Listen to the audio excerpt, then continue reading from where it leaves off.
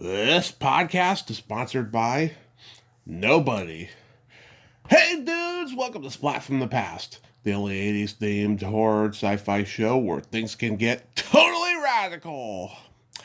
Now today I will be welcoming back the beautiful, the talented, the always hilarious and entertaining Lisa Mende. You all know her, she's the lady with the ugly baby on Seinfeld. And we are going to nerd out on the entertainment of our youth, talking about film, television, and music, and her childhood growing up in the 60s. And it's going to be a great conversation today. I can't wait. I haven't talked to Lisa in a few years now. Last time we talked, she was on her way to ChillerCon in New Jersey. I want to find out how that went and see what else she's up to these days. And it's going to be, another awesome conversation. I just adore her, and I adore her positive energy. Also, happy birthday, Karen Richmond, my Gidget. I just love her so much. She just keeps on getting better. Love you, Karen. So yeah, here is my new interview with Lisa Mende.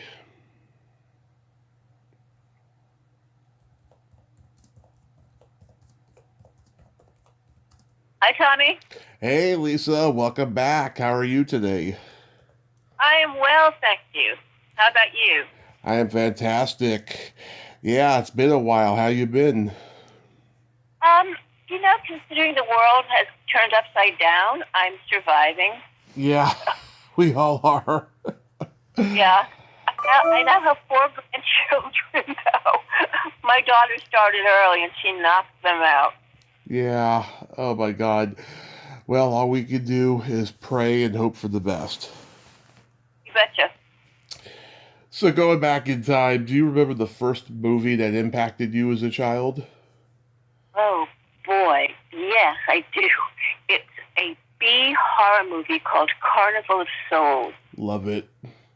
If you haven't seen it, it's well worth watching it. It withstands time, even though it seems a little corny, but it's so scary. I was petrified. I watched it with my cousin and myself, and we were like clinging to each other in fear. It was great. I love that movie. I've tried to get the star. She's the only surviving cast member left. Oh, she's so good. Yeah. Yeah. She's so good. I love that movie. And then I guess the other one that impacted me was a Fellini film called La Strada, which, if you're feeling sort of down, the best movie to watch because it's incredibly sad, but boy, what a beautiful movie. Yeah, Anthony Quinn, he was so good. Yeah. He was a brilliant, brilliant actor. Boy, yeah. He certainly was. Yeah, Back to the Future made a lasting impact on me. I've always had that fantasy of going back in time and seeing my parents in high school and finding out why they're so fucked up and I'm so fucked up. Yeah, you don't want to know that. That's what therapy is for, and vodka. Therapy and vodka. Never thought of it that way before, but yeah. What movie genre did you gravitate toward the most? As a kid? Yeah. I loved the black and white films. I loved Fred Astaire and Gene Kelly and those kind of films. The dancing, singing, black and white American songbook movies. I loved those. And I liked anything with Marilyn Monroe in it. Anything. Me too. I own the collection of all her movies that they re-released on CBS Fox Video in the late 80s. I got Bus Stop, 7-Year Itch, Some Like It Hot, Niagara, River of No Return. Sadly, they didn't put Don't Bother to Knock in that collection. That didn't come out until much later on video, and I don't know why. It's a great movie. Do you have How to Marry a Millionaire? Yes, I do have that, and Gentlemen Prefer Blondes. I forgot to mention those two. Yeah. I loved her in Bus Stop. I loved Cherry. She was just so heartbreakingly beautiful.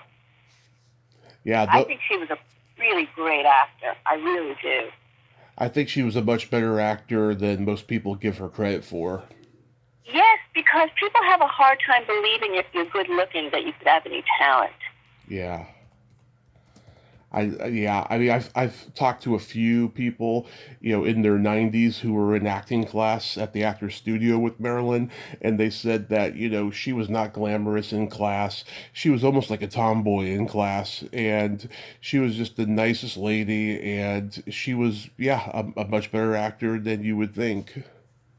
Well, I heard a story. I don't know if it's apocryphal or not, but somebody knew somebody who was in a class with her a million years ago, and he was assigned to Marilyn Monroe as a scene partner, so they had to get together and choose a scene to do.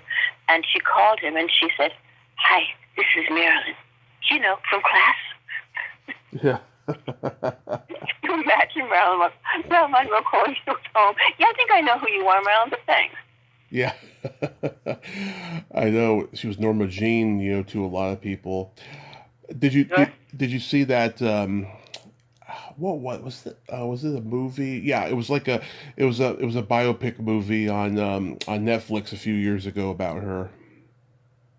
I've seen some biopics. They did one of a book that I read, and I can't remember who the author. It's a woman author, but I've seen a couple of biopics. It's just the problem for me is because I'm so literal and because I've done so much time in front of the camera. Yeah. I see every flaw and every mistake and everything. And for me, none of the women are beautiful enough for me to believe that they're Marilyn Monroe. And the same thing when they did a biopic of Audrey Hepburn, and I was saying, no. Yeah. Audrey Hepburn was stunning. So I'm like a snob in that way, or just a bitch, one or the other. They did something really, really beautiful in this one that I'm talking about. They did this thing where she's having a threesome with these two guys, and they do this thing where they cut away to like a beautiful flowing river as she's having an orgasm. And some people will say it was cheesy or whatever. I actually thought it was a beautiful moment. Maybe it belonged in another movie. Yeah, that's the one that's based on the book. I wish I could remember her name. Yeah. And she keeps thinking that she's going to see her father, but it's really Joe DiMaggio who's waiting for her. Yeah. My grandmother, she lived next door to Joe DiMaggio growing up. Oh. Yeah. Wow. Yeah, to her, he was just a cute Italian boy. She didn't think much of him, becoming a famous baseball player and marrying Marilyn. Right.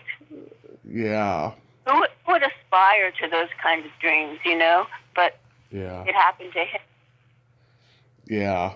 I love the Hammer films. We had something in New York called Chiller Theater, and this hand came out from the dirt, and the fingers wiggled, and it was Chiller Theater. And they showed those B Hammer films, which were just brilliant. Lots of Dracula and things like that, and they were scary. And I love that whole genre. I don't like blood, but I love science fiction. I love anything that's occult oriented. I like vampires. I don't like zombies. And I don't like, and this is going to be, I don't like the people changing the rules of vampirism. In Bram Stoker, who wrote the original Dracula, it was you can't cross moving water unless you're in your coffin, I think. You can't go out in the day.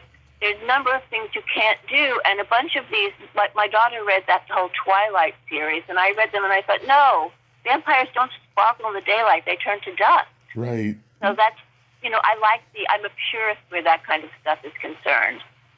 Oh, yeah. I love you, Frankenstein.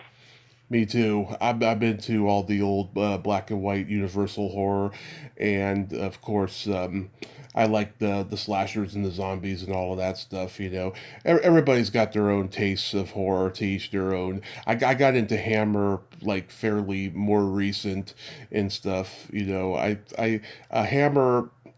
I don't know, it just wasn't on my radar very much when I was a kid, but now that I'm older, I've learned about it more and stuff, and I've gotten into it more.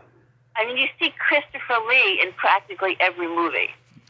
Oh yeah, I mean, I saw Christopher Lee and other things, but like Yeah. to find out that he was Dracula in horror is so awesome. In fact, when he hosted Saturday Night Live, he had one stipulation, and that was he was not going to play Dracula in a sketch, so he ended up playing Frankenstein. Great.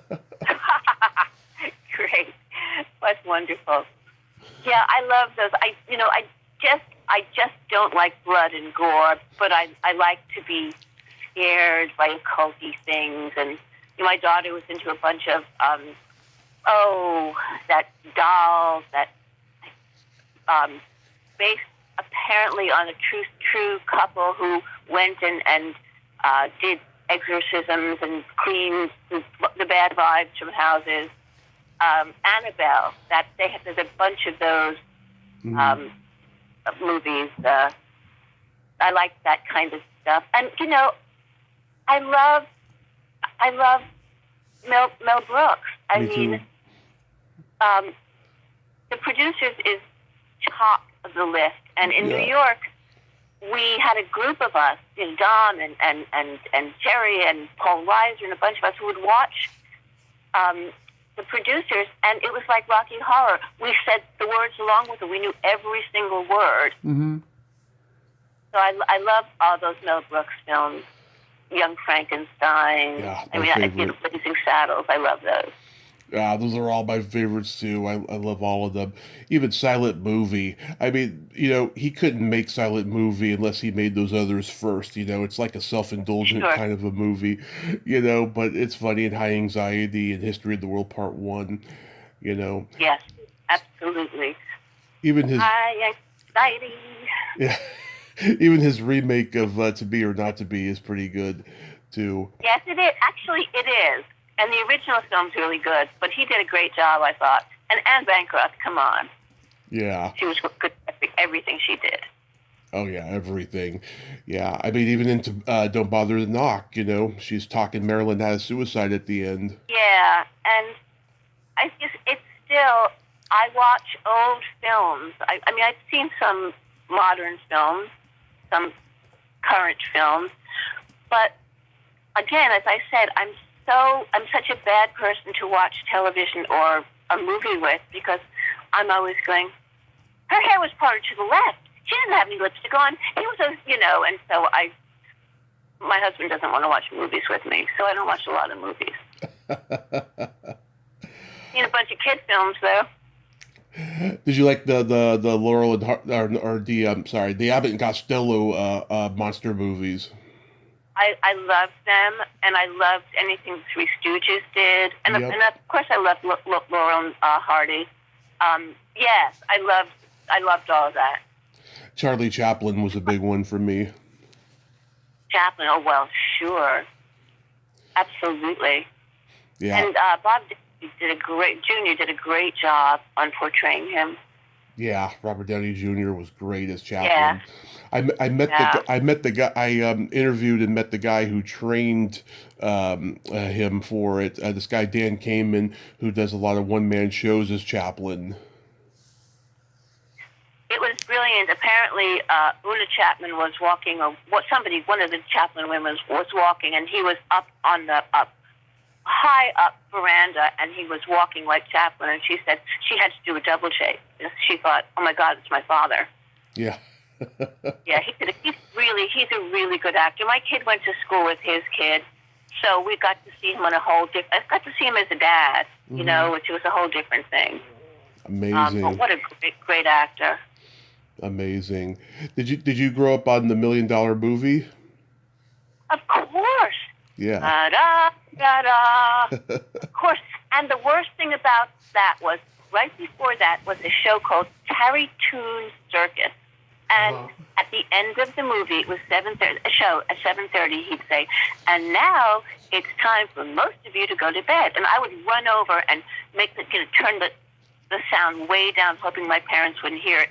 So every so often, I got the beginning of Godzilla or Mothra or any number of those movies, which was, I love those. Rodan with Nick Adams.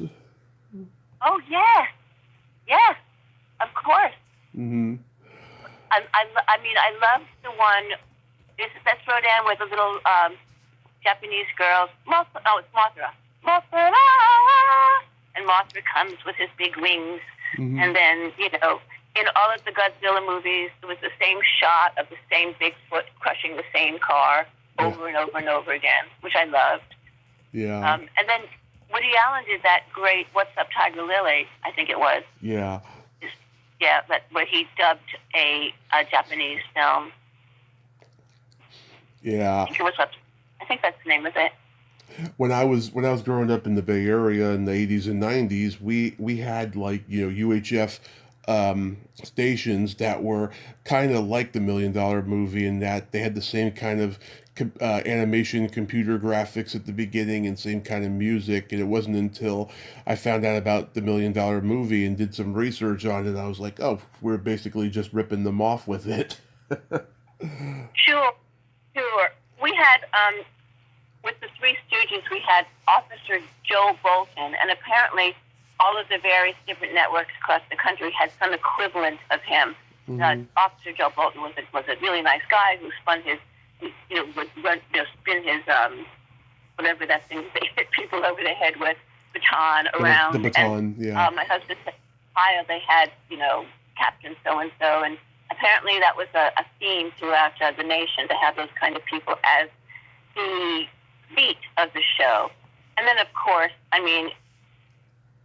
Soupy Sales. I just loved him. Yeah, he was great. There was a pizza parlor next to the comic strip on the east side in Manhattan. Mm-hmm. And it was run by a woman named Gina, and you could walk over outside and get a piece of pizza from her, and she always called Dom Soupy, because, he does kind of have that Soupy Sales look. Yeah. And every time he'd go get a piece of pizza, she'd go, Soupy, what do you want to eat? Soupy. I love it. Oh, that's awesome. Did you watch the James Bond movies? I watched some of them, sure. They were unavoidable, and I liked them. I liked the original ones the best, I have to say. The Connery ones? Yeah, those are the best. Yeah. Oh, my God. Yeah, I think so, too. Yeah. Thunderball is my favorite. That turned 60 this year, which is crazy. Wow. Yeah, I think Seinfeld turned like 40 or 45. Oh, my God. The Seinfeld's unbelievable. Seinfeld's 36, actually. Oh, 36, okay. That's still unbelievable. Yeah. Considering people are still coming over to me and going, oh, my God. And I'm thinking, this is, how? You're 12. How do you that show's been over forever. I know it's in syndication, but I'm just amazed by its longevity. Yeah, it's just like I Love Lucy or The Honeymooners. Right. Oh, I love The Honeymooners. Love Jackie Gleason. Yeah, me too. He was brilliant. Did you have any movie star crushes? Yes, but as an adult, and I was asked to speak to a film class, and they said, okay, we always ask people this, if you could do a love scene with anybody, who would it be? And I said, Robert Duvall. And they said, Robert Duvall? And I said, to me, talent is really sexy. And I think he's arguably one of the greatest American actors. I think he's astonishing. He's a real chameleon, and I think he's great. He's great in everything. So, he's great in everything. Everything. Yeah. As a kid, I did, because I watched a show called Dr. Kildare, and it was Oh man, he was in the first Shogun. Richard. Richard Chamberlain. Yes, Richard Chamberlain. Oh my! I had a huge crush on him when he was Dr. Kildare. Everybody did. Yeah. And then I made my mother get me a shirt that buttoned up the side like a hospital shirt. Yeah. Yeah, scrub. They call those scrubs. Yeah. Yeah, I mean, he was one of those guys who was really good looking, but was a really good actor. Yeah, agreed. He's very good in the original Shogun, and I love that whole all of the Shoguns, all the James Clavell stuff. I love his books, and they did a very decent remake of Shogun, really, really good, not so long ago. Did you see the original Dr. Kildare's with Lou Ayres? No, I don't believe so. Yeah, they were B movies at MGM back in the 40s, you know, and when Chamberlain was growing up, he loved those movies and stuff. So, you know, he already had a reference point for them when he got the role of Dr. Kildare in the 60s. Right. It was Dr. Kildare, and the other doctor show was Ben Casey. Yeah. So they were like dueling doctor shows, and I thought that Kildare was much better looking than the other guy. So I was always a Dr. Kildare fan. Yeah, I for me, like Cary Grant was a big one for me. My mom she had this paperback book with these beautiful black and white pictures of him. And Natalie Wood was another. My dad went to go see The Great Race when he was 8, and he got his first erection seeing her. He told me. Well, you know. Yeah. An old comedian in New York many years ago said he couldn't sort of sort out his feelings, and the first time he saw Marilyn Monroe on screen, he said, "I want to marry her." Yeah. That's all he knew. Yeah. Did you go to the drive-in a lot growing up? A couple of times, not a lot, but a couple of times for sure. And that was just the best because, you know, we would get high, and, you know, in the car and watch movies and just get a lot of candy and laugh, which was always a good thing to do. Yeah, my parents started taking me when I was only 2. They stopped for a little while because I was either falling asleep in the back seat or I was getting out of the car and knocking on windshields. Yeah. Not the best etiquette for a drive-in. No, well, you know, when my dad was when my dad was a teenager in the 70s, I mean, you could get laid at the drive-in and nobody knew it. Probably true. Well, he definitely did. He would go see a movie 3 times, and he wouldn't see the movie till the 3rd time he went alone. Wow. That's a lucky guy. Yeah, he did that with The Groove Tube, Rocky, Animal House, movies like that. Wow. So getting into television, I'm sure you remember when the Beatles were on Ed Sullivan. Are you kidding? I sat in front of the screen with a bowl of cold spaghetti crying. Wow. Cold spaghetti? Cold spaghetti. I was mesmerized. And I cried because they were so impactful. And I loved them so much. I know, it's crazy. I mean, has anything had an impact since these guys? I mean, this is a few months after Kennedy was shot. Well, I'll tell you what my daughter said, and I think she's right. Taylor Swift is the Beatles of her generation. Mm-hmm. She is a phenomenon.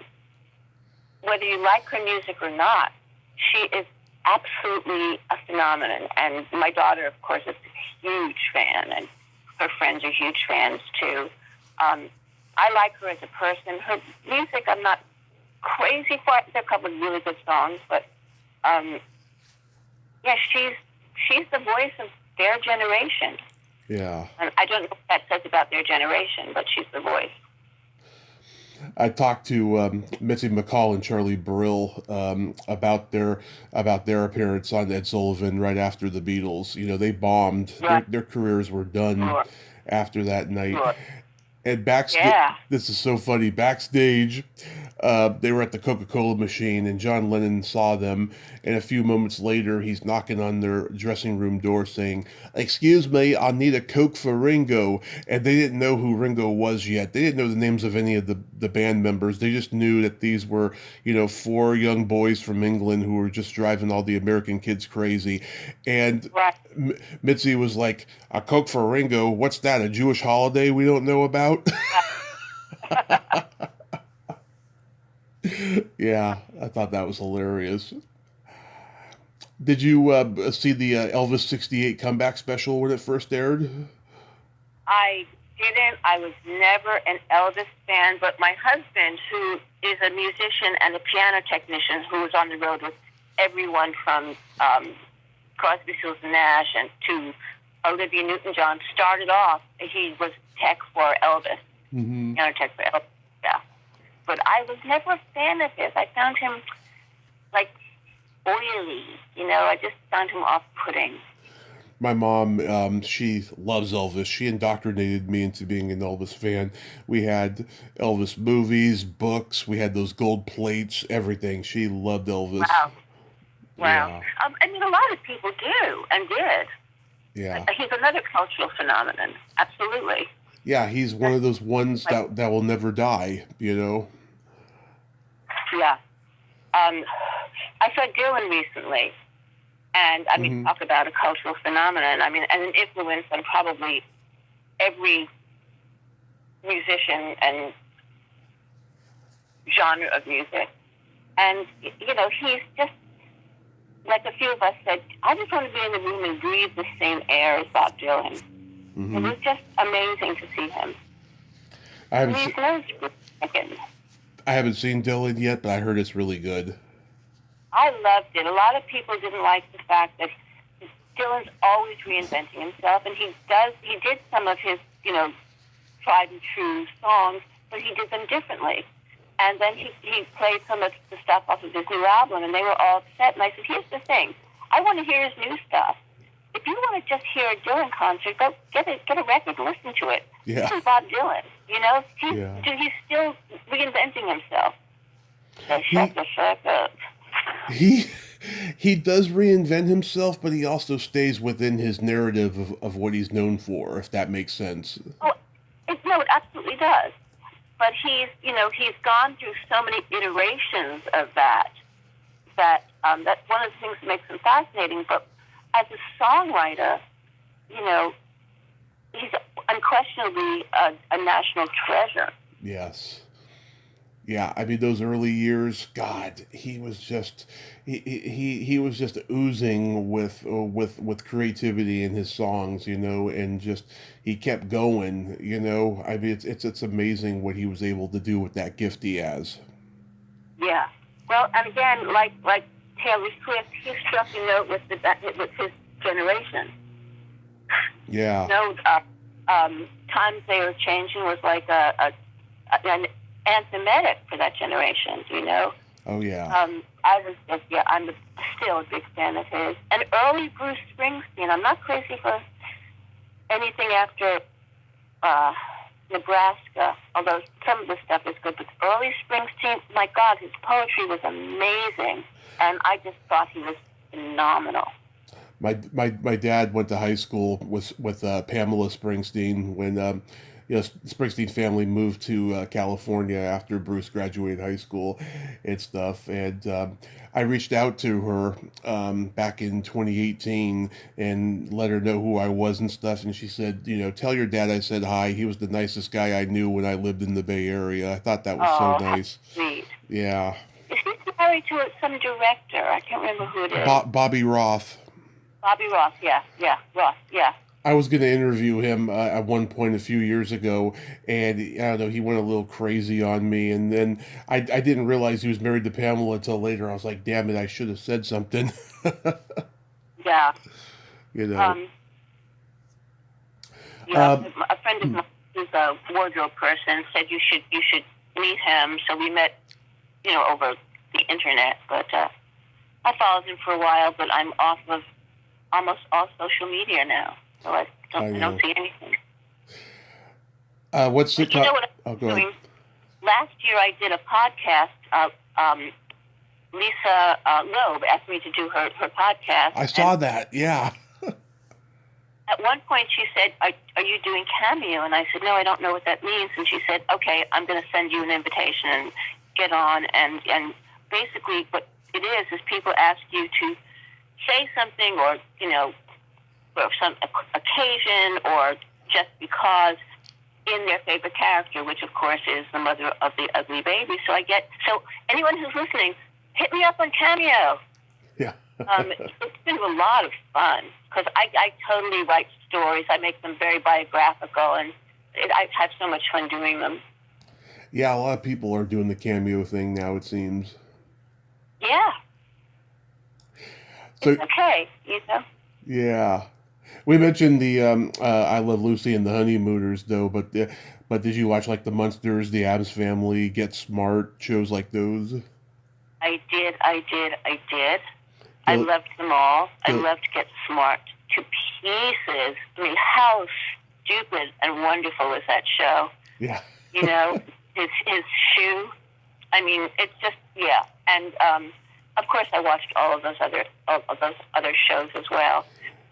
My brother and I were latchkey kids, so we would come home and we would watch all of those things because we were not allowed a lot of television in our home.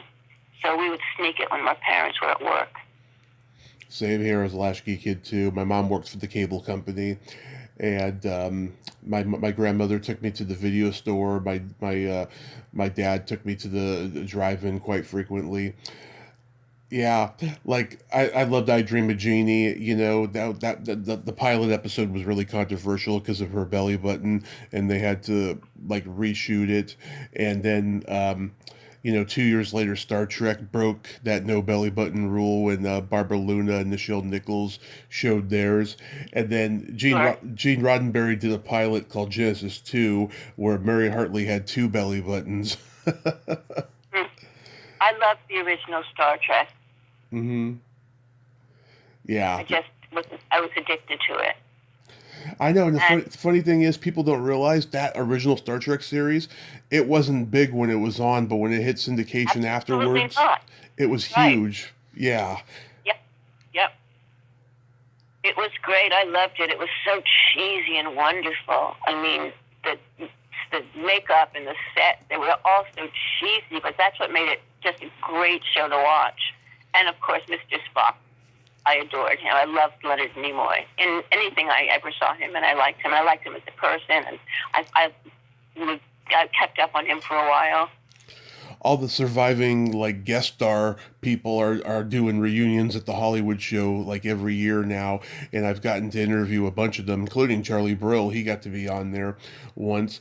I talked to Carl Held recently. He was in so many different things in the 60s as far as sci-fi goes. He did The Outer Limits. He did this one where he's a spaceman and Martin Landau is an alien, and it was a really good episode. Yeah, that sounds great. I love Twilight Zone too. I was a huge Twilight Zone fan. Yeah, talking Tina and Bill. Oh my God! Bill Mummy's that bad kid. My name is Talking Tina, and I'm going to kill you. Yeah. And Telly Savalas, he has hair. Yeah, so many great ones. Telly Savalas, right? So many great Twilight Zones, and they're still great. I mean, we watch them every so often. They have a Twilight Zone marathon. I think for Thanksgiving, we watched the Twilight Zone. The little girl with the old man that turns into like a bat. Remember that one?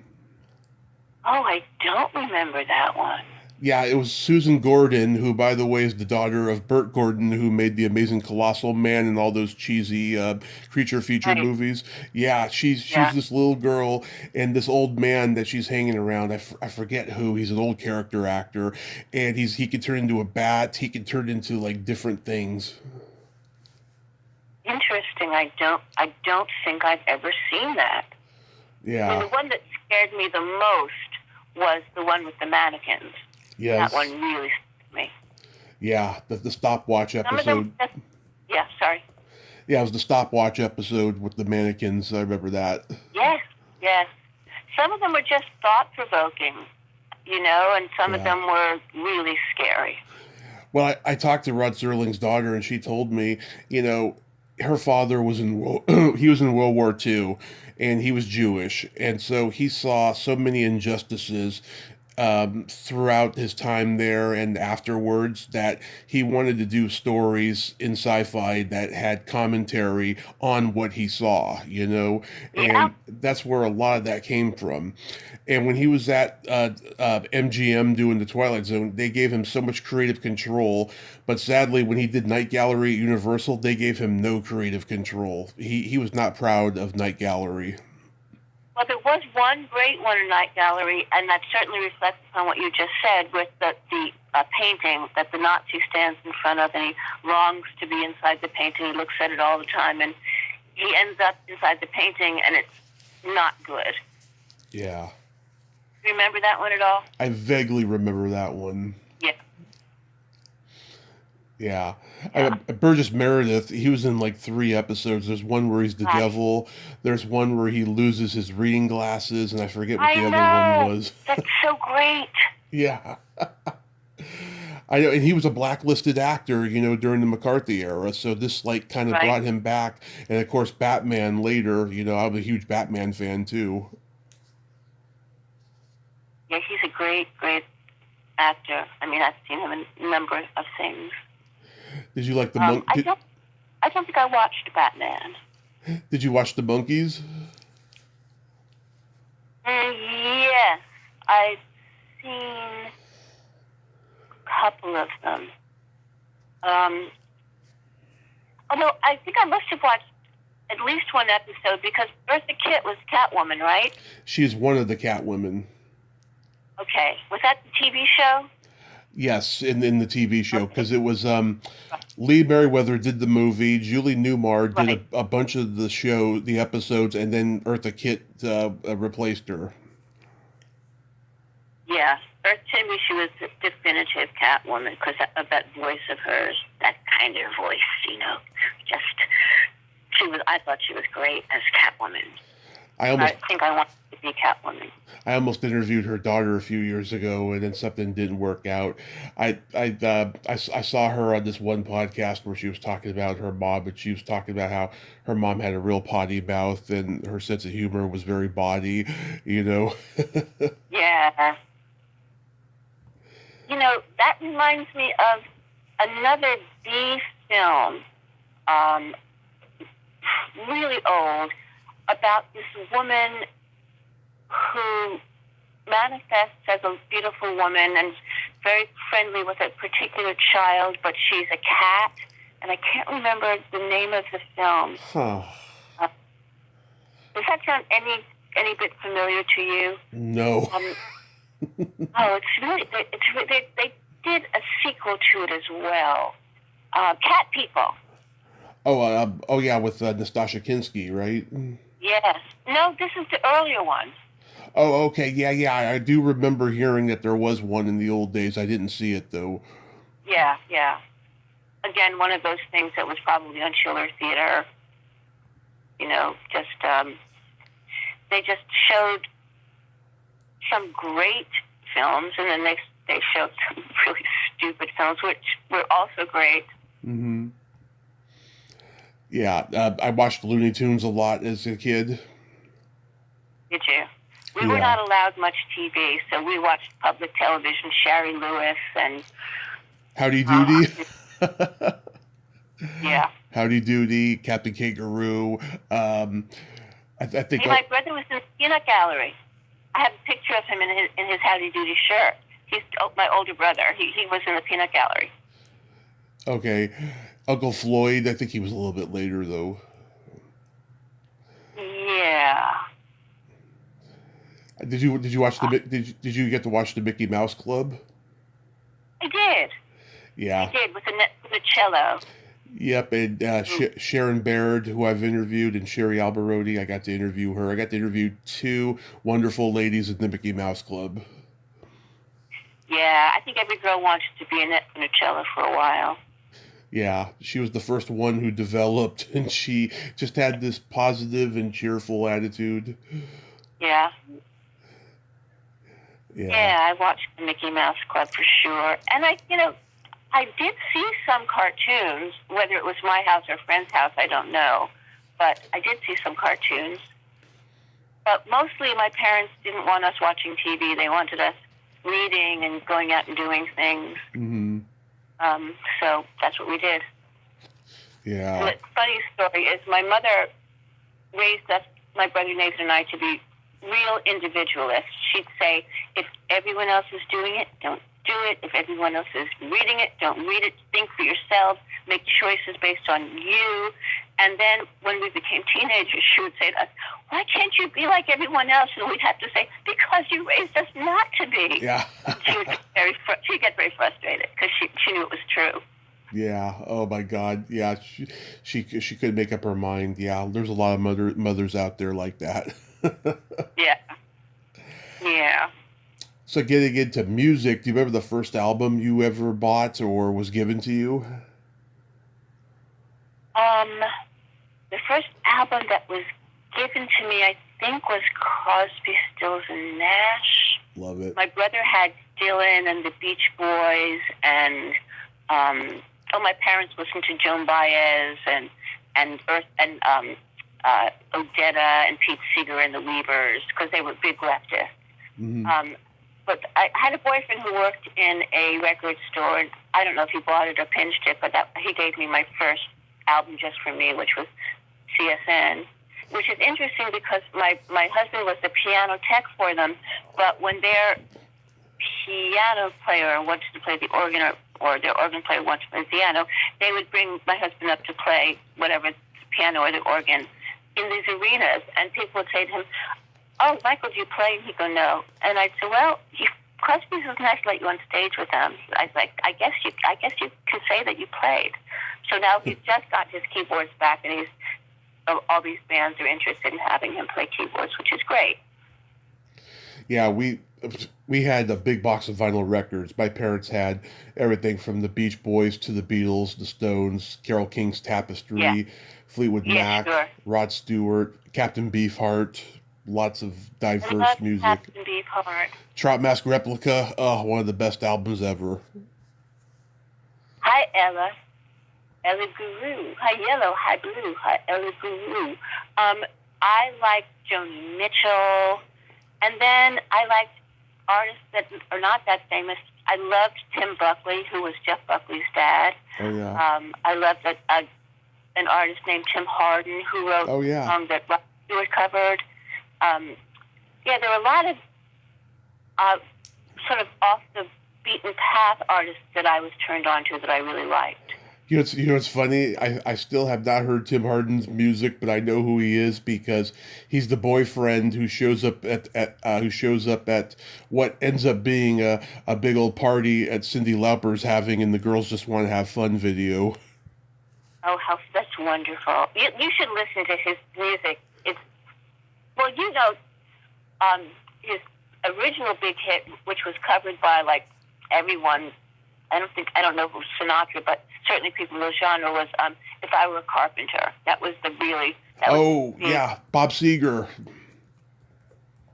Bob Seger covered it. And then Rod Stewart covered Reason to Believe. And there are a few other people that covered his music. He was a wonderful musician, and I loved his voice. Phil Oakes, too. I mean, I loved Phil Oakes. Okay, so I do know his music, but from other people. Well, he was a serious yet satirical songwriter, and very much public commentary on the public. He wrote a great song called "Love Me, Love Me, Love Me, Love Me, Love Me, I'm a Liberal," which is just really scathing and really good. He wrote a lot of good stuff. Yeah, there's nothing like that stinky, musky smell of vinyl. It's intoxicating. Well, I like the scratches. I like the air. I like the sound. I don't like perfection when I'm listening to music. Yeah. Do you remember your first concert? My first concert was a Leonard Bernstein he did concerts for kids. Oh, yeah. So that was my first concert. My parents were super, super classical music fanatics, so they took me to all kinds of classical music things, and the symphony. But I believe that was the first concert I ever went to as a kid. And then as a young adult, I could get into the East Village in record time, and we had the Fillmore East. So I saw everything at the Fillmore East. Oh, did you see the Allman Brothers? Yeah, I saw the Allman Brothers. I saw the Doors. I saw Janis Joplin. Do you remember? Do you remember when the Allman Brothers performed? There were some technical difficulties, and a guy went up there and started telling jokes. Did you remember that? Don't remember that. Because I'll tell you who it was. It was Barry Diamond. Oh my goodness, I do remember that. Barry, boy, that's a name I haven't thought of for a long time. I talked to him during the pandemic. He's a very funny, force of nature guy. He's a maniac. Yeah. But boy, that's a name I haven't heard in a long time. And I was thinking about another comedian, Barry Sobel. Oh yeah, Sobel. He's a great joke. This great James Brown. I can't do no more. He had a great bit about him. Yeah. It was really irreverent. He could not do his act now. Oh no, you can't do. Okay, fine, you win. Black guys don't have big dicks. Okay, fine, you win. Filipinos don't really eat dog. Yeah. And Gilbert Gottfried got excoriated for his stuff. Yeah, I went to Africa. It's all black. They couldn't make slavery work. Jews could have made slavery. I mean, he got panned so many times, but he kept on keeping on. Well, and then he lost his gig as the Aflac stuff because of something else that he said. Well, back in October, my dad came to visit. We hadn't seen each other in a long time. We talk on the phone regularly, though, and we always watch, Rodney Special with Dom and all those guys. And God, we just crack up every time. It never fails to make us laugh, and we just love, Robert Schimmel at the end. And oh my God, he's brilliant. Oh God, his closer is so brilliant. The phone sex joke. Yeah, you got your dick out. Yeah, you jerking off. Yeah, your mom wants to talk to you. He was so filthy and so good at being filthy. Not a big Andrew Dice Clay fan, although interestingly enough, Michael and I started watching an old show called Crime Story that Dice has a part in. And my friend Bill Smitrovich is also one of these. I went to college with Bill. Yeah. I was Andrew. She felt fake to me. And he was. He's a nice Jewish boy, wanting to be a tough Italian guy. Yeah. But you know what? Bruce Willis was the same way. Bruce wanted to be Italian more than anything in the world. And he was a huge fan of Dom's because he wanted to be like Dom. Yeah, there was something about those Jewish guys at that time. They just wanted to be Italian. It's an interesting phenomenon. Yeah. Well, because Italian guys are so attractive. I should know I married 3. Yeah. 3. I love Italian men. And interestingly enough, Jewish men, for the most part, they weren't dangerous enough for me. I mean, I had a couple of Jewish boyfriends, musicians, but I like danger. Yeah. That was sexy to me. I know, that's probably why you like me so much, because I'm half Italian on my mom's side, so. You're very dangerous, I can tell. Yes. Yeah, so like my first concert, like I went to a couple first concerts because they weren't like legit concerts. I saw the Monkees. They performed at Candlestick Park before a Giants game, and they drove off the field in a Cadillac. It was great. I saw Steppenwolf at the county fair. I loved them. Wow. John Kay was the only original member, and he's so charismatic and funny. Of course, Yeah. And Alice Cooper was my official first concert. That guy is a showman. Just the way Yeah.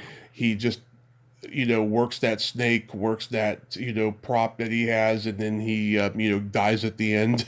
It's vaudeville, you know. Yeah, he's a great showman. I saw the Young Rascals at Palisades Amusement Park Oh yeah.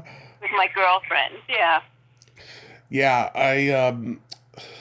I heard that the Young Rascals, they hate each other. They won't even fake to like each other to do a reunion. Wow. I mean, the Kinks hated each other, but at least they still put out great music. The brothers. Yeah, Roy, the Davies. Davies and Yeah. Davies. Yeah. Their music.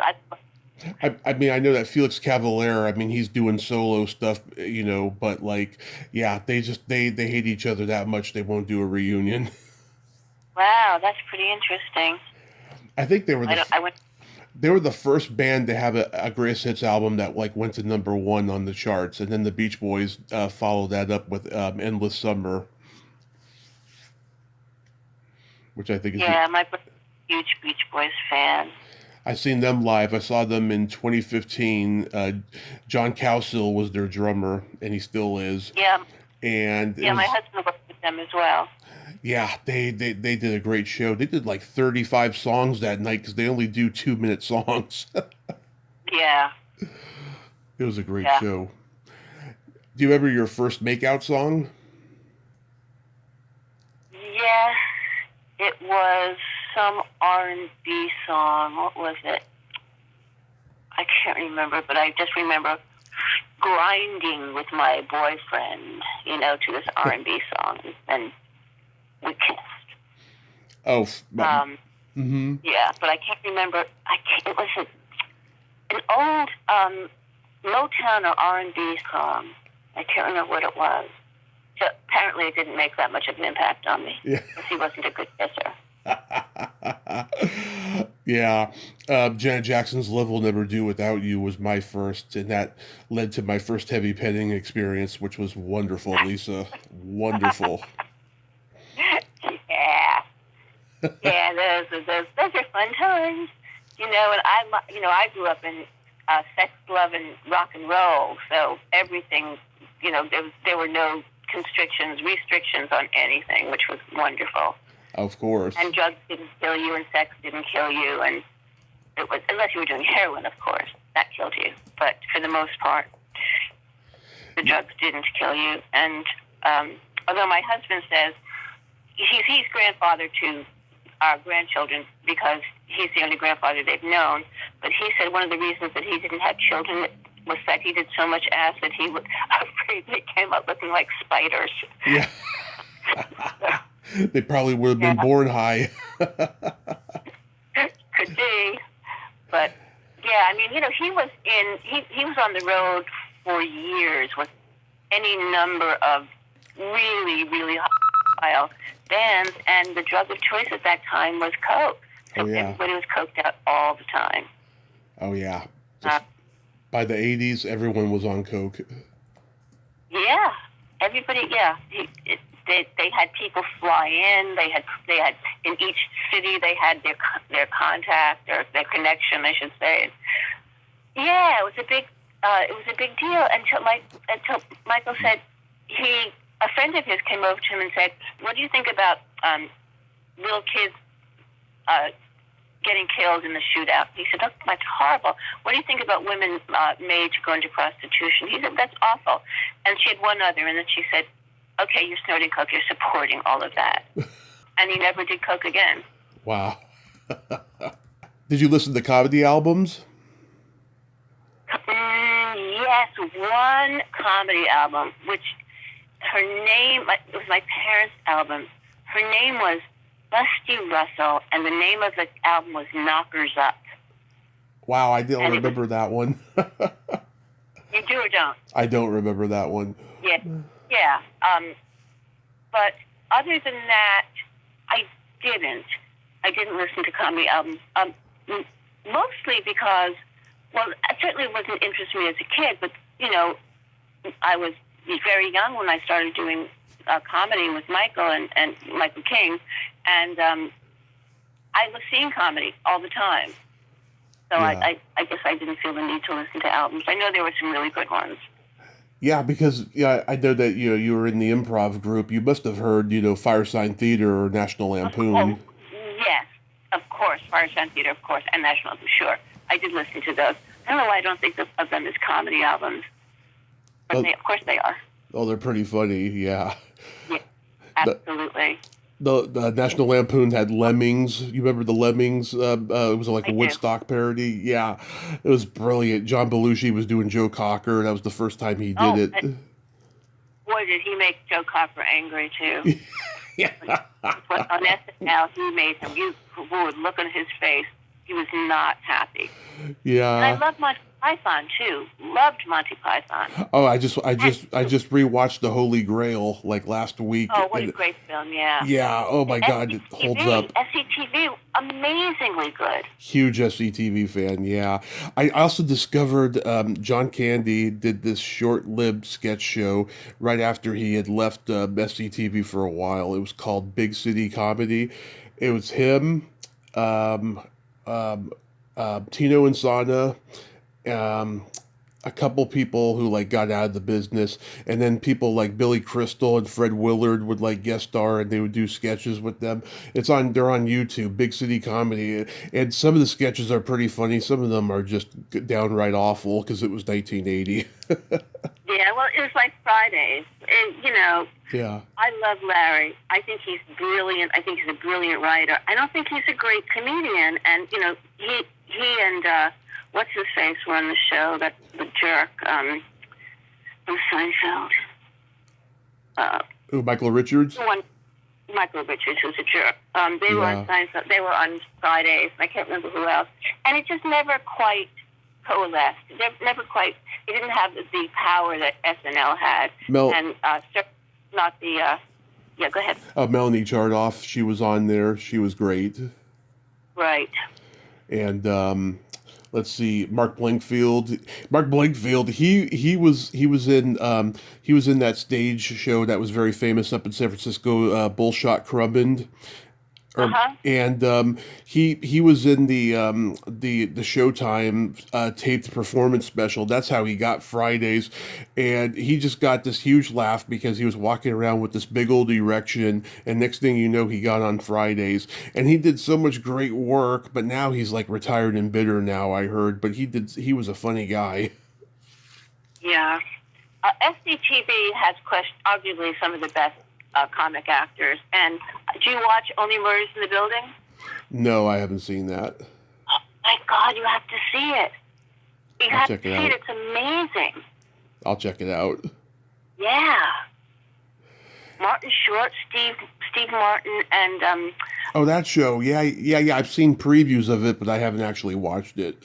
Okay, it's well worth watching. It's really well done. And the guest stars are amazing. Meryl Streep is one of, the recurring characters. I mean, it's really, really well done.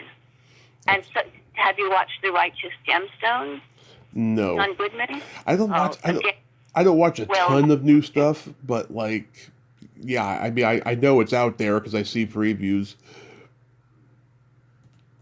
Yeah. Well, those shows, Righteous Gemstones, just take the piss out of the mega church, and John Goodman's, amazing in it. And Only Murders in the Building is fantastic. I mean, it's really well done. Here's a fun question. Do you remember when you first discovered your belly button? I was probably about 3. Yeah. I was 6 probably when I first contemplated it, me and the other kids would compare ours, and I had a girlfriend when I was 6. She had this adorable Audi, and she used to let me thump it and poke it and everything. Wow, that's kinky. That's some kinky shit there. That's where my love for belly buttons started. That's funny. Yeah, she was like the girl that got away.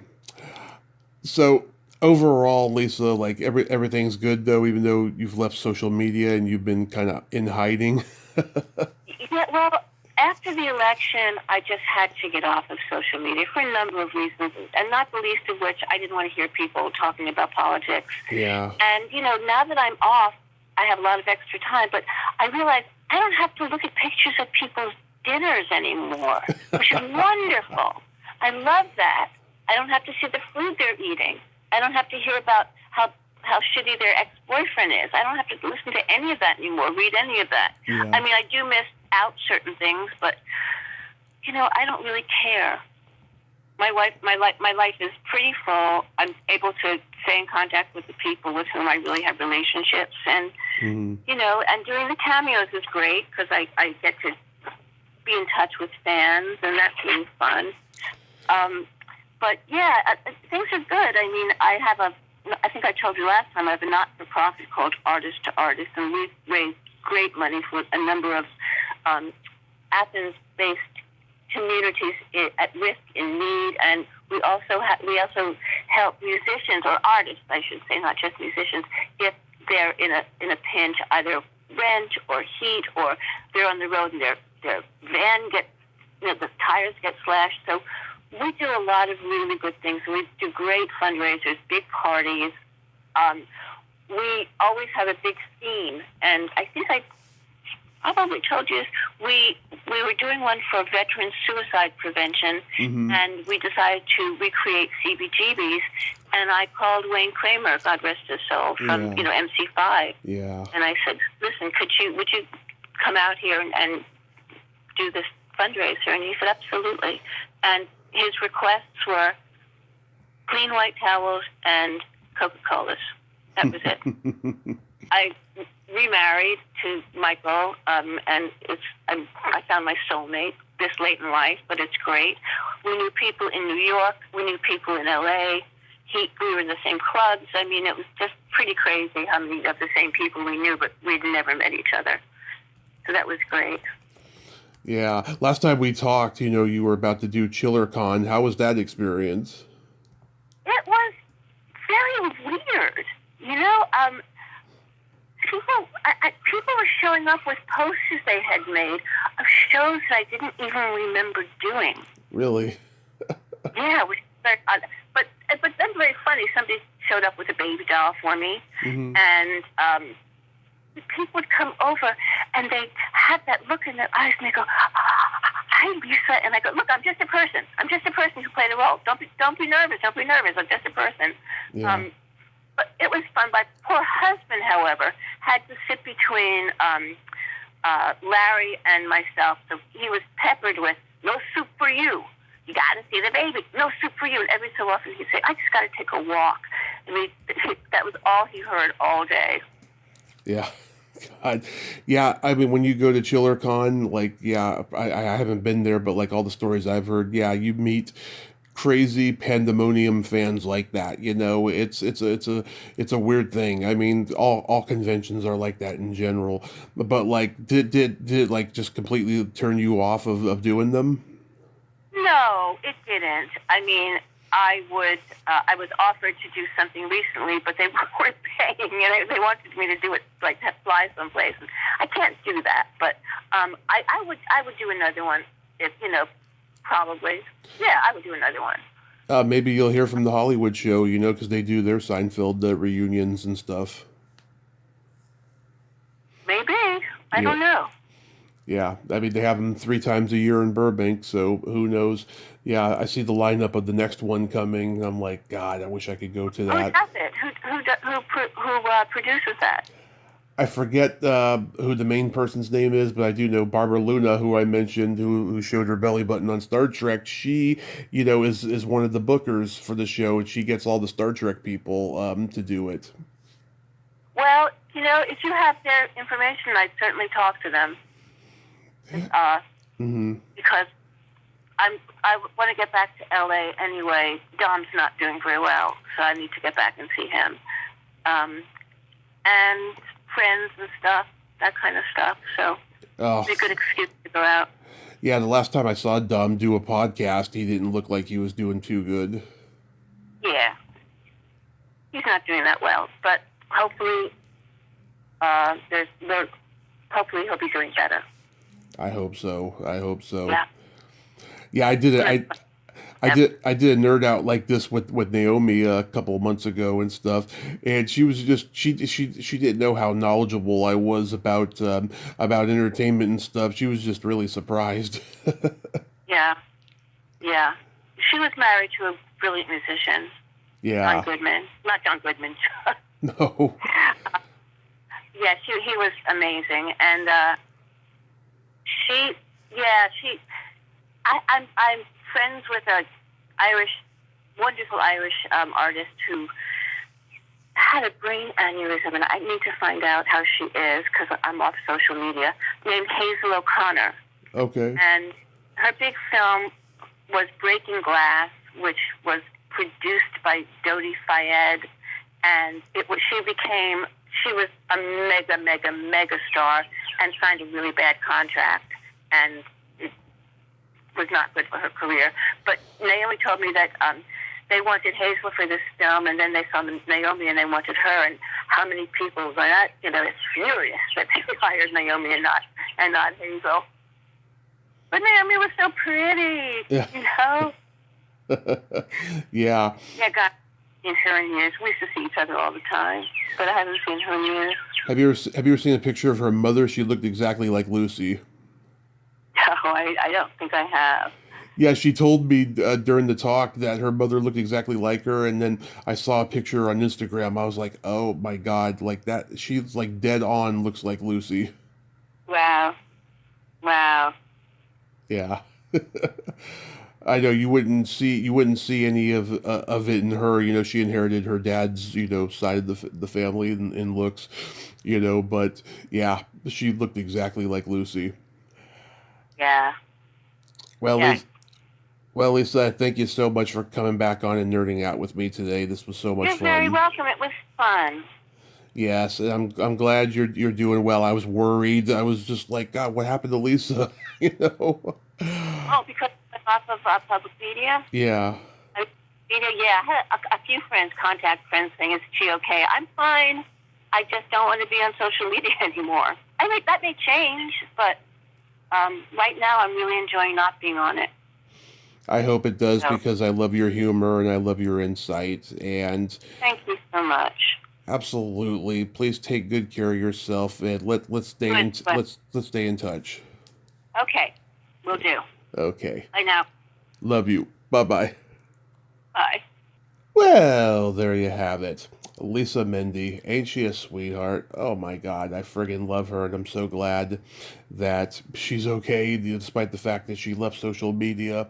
But it was great hearing from her and just nerding out today, and I'm so glad that everything's okay. Let's have some prayers for Dom because he's one of the funniest comedians of all time, and he's just hysterically funny, that man, Dom Irera, one of the greats. Well, until next time, this is Tommy Throwback Kovac saying there's no shame in living in the past because the present sucks. Later, dudes.